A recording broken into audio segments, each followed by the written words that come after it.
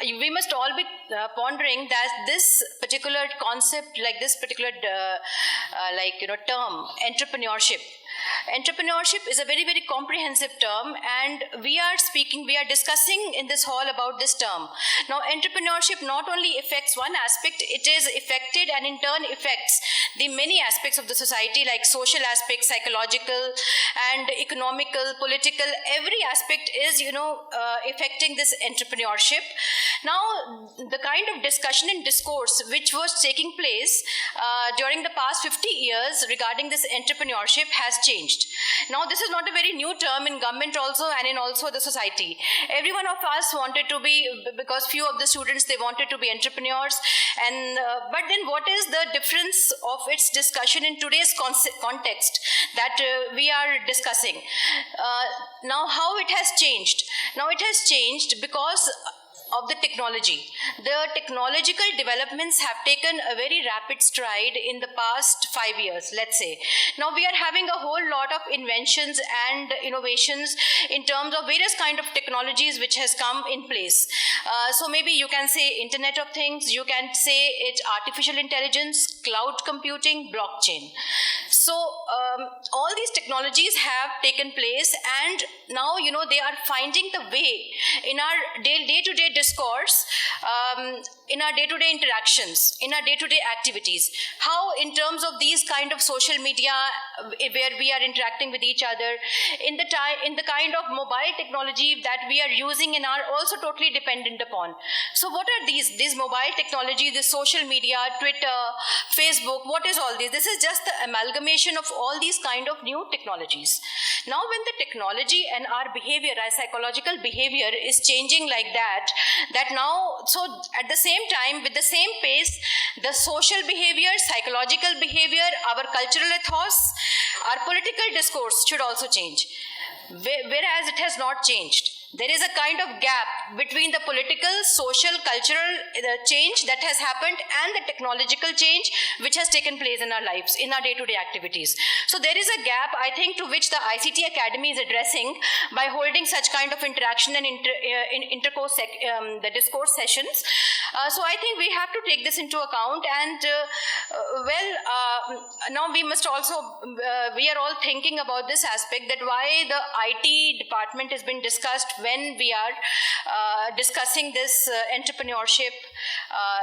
So that, the answer to this would be that you must have read and you must be aware about it, that with the introduction of the technological inventions and innovations, it has led to disruption of various sectors.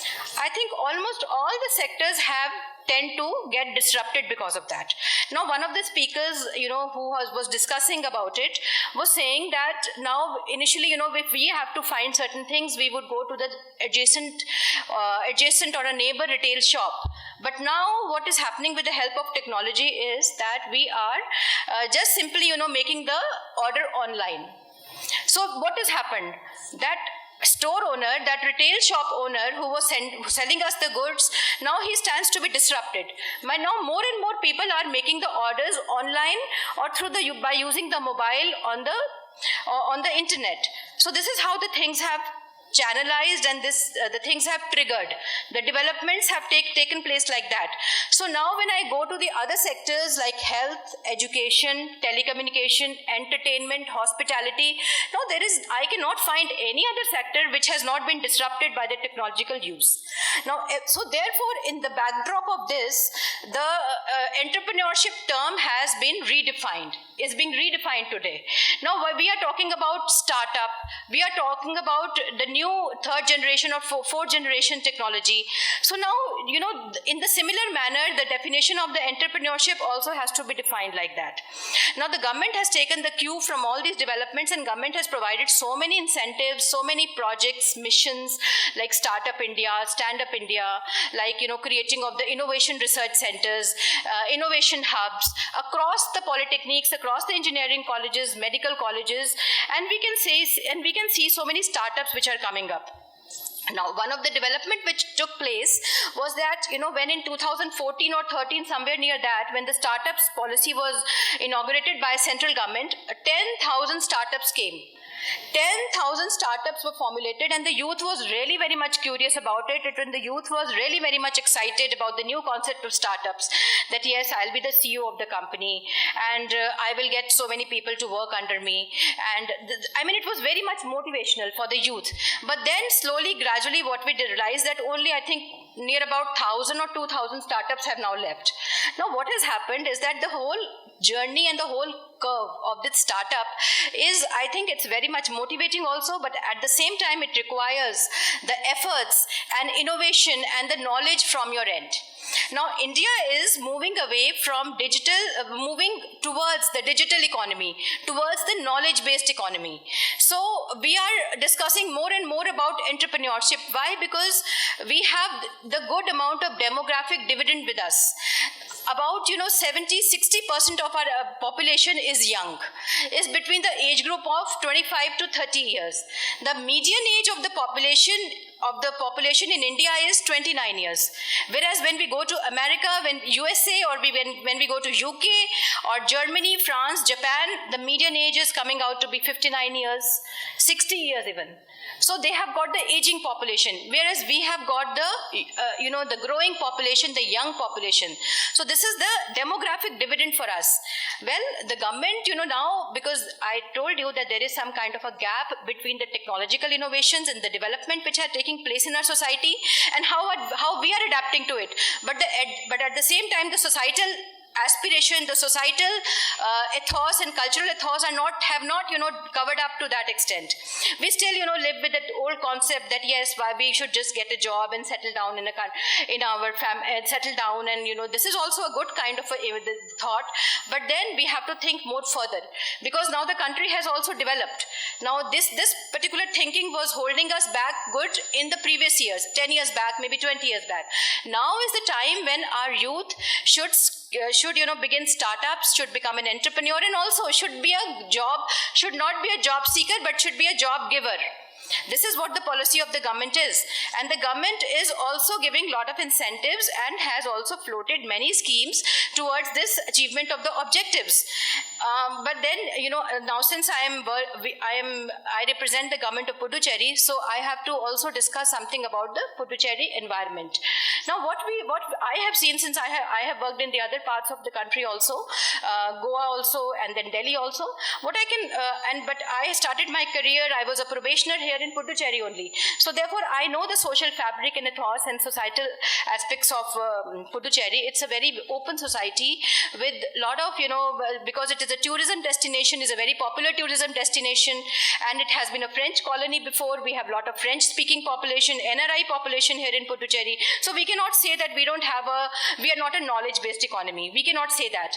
We are in Puducherry, when I say I mean Puducherry. Puducherry is a knowledge-based economy, and it has got no issues to move towards, to transform itself into the digital-based economy.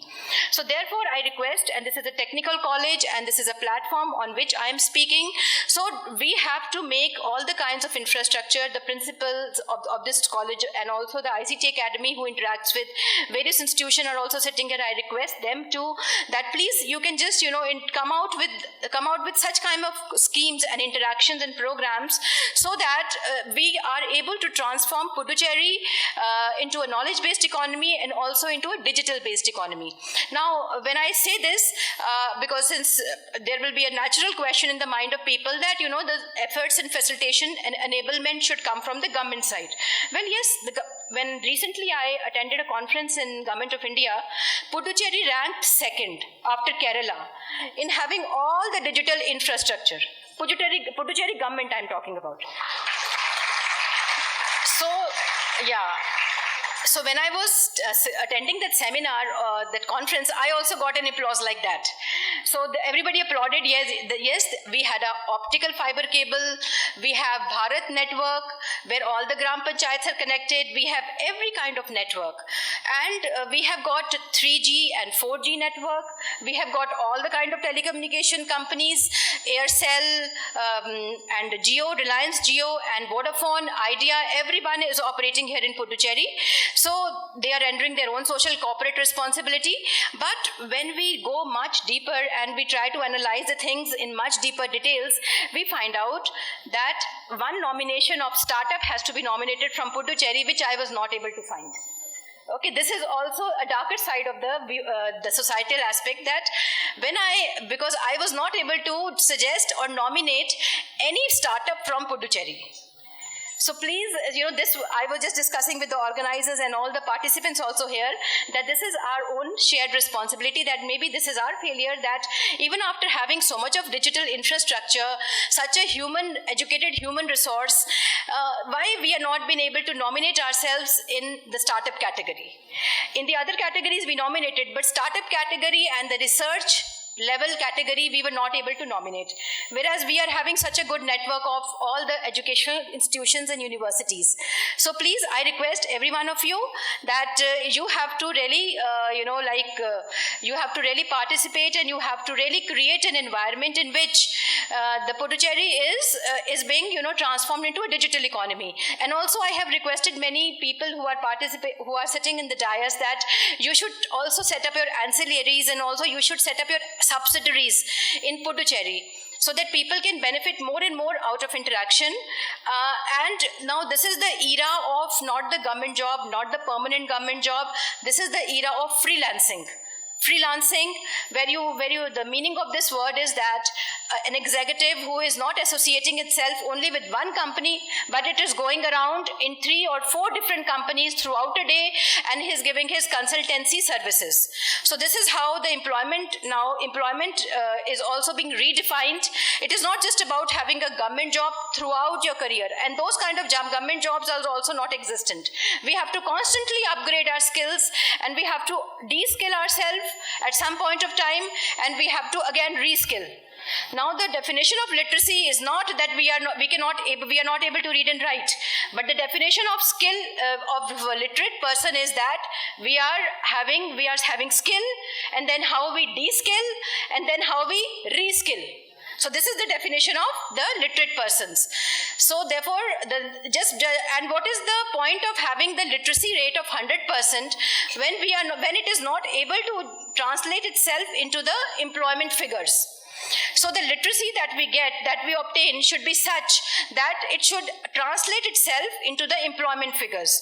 So when as a whole, when I talk about India, and when we rank ourselves among the entrepreneurship ranking throughout the India, it was noted by the various consultancy agencies that India is very well in terms of digital infrastructure created by the government, but it is lagging very far off when it comes to our own motivational attributes towards devoting ourselves to the entrepreneurship. So I think we also have, I'm not just totally asking you for your initiative. I think it's a shared responsibility. It's a responsibility of all the stakeholders in the society, government, students, parents, family, political peoples, the participants in the society, everywhere, Gram Panchayats, everywhere. What I was now speaking is that the entrepreneurship terms are redefined.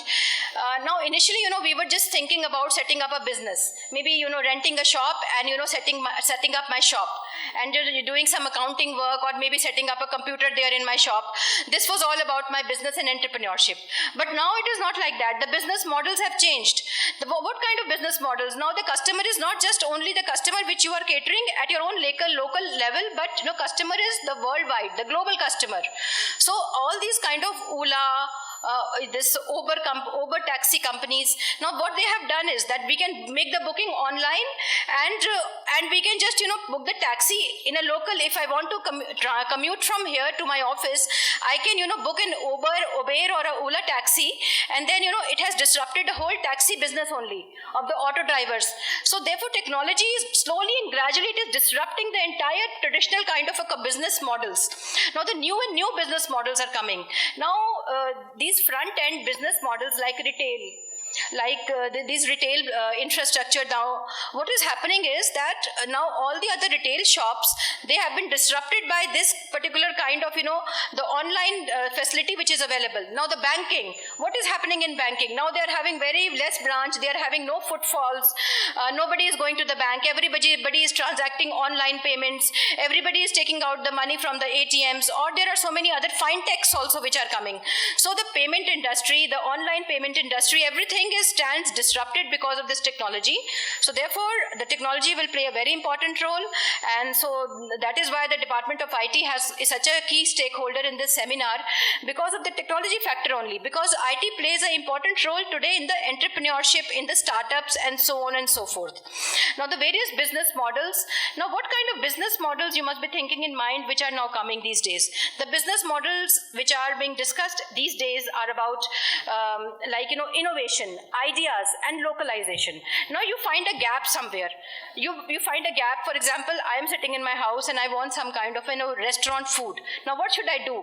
I have many things in mind. Now if I am a technology savvy person, I have many things in mind. I can download an app, or I can make the payment, I can book my pizza online, or maybe I can go to that Zomato company, which is an online startup company, and I can book any kind of restaurant food which I want to have over that particular online company app. So this is how the things are moving. This is a business model. This is a new kind of business model. Now this is a kind of business model which you as a youth can float. Now I cannot expect my parents to come out with this kind of an entrepreneurship business model. Okay, now they will not be able to venture into this kind of a sphere, in this kind of a dimension. It is upon the youth only who are being so much technical savvy, who are so much technically educated, and who are so much smooth in operating the social media, Twitter, Facebook, so on and so forth. So you are the people who can just do something about the startups. Well, there are various phases of startups, and what are the reasons behind the failure of startups?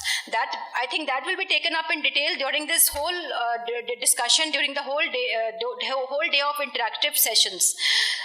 So these kind of business models have to be thought about it, and Puducherry is a very fertile ground. It's a very, very conducive place where you will find a lot of opportunities for the generation of the employment, and also to create employment, not to be just the job seekers, but also to be job givers. So therefore, please try to establish yourself as an successful entrepreneurship in a present era, contribute towards the productivity and the efficiency and the progress and development of the country, of your state or the union territory. And this is what the expectations are from you, from the society. Toward you have to make your contribution, and also you have to take your due from the society.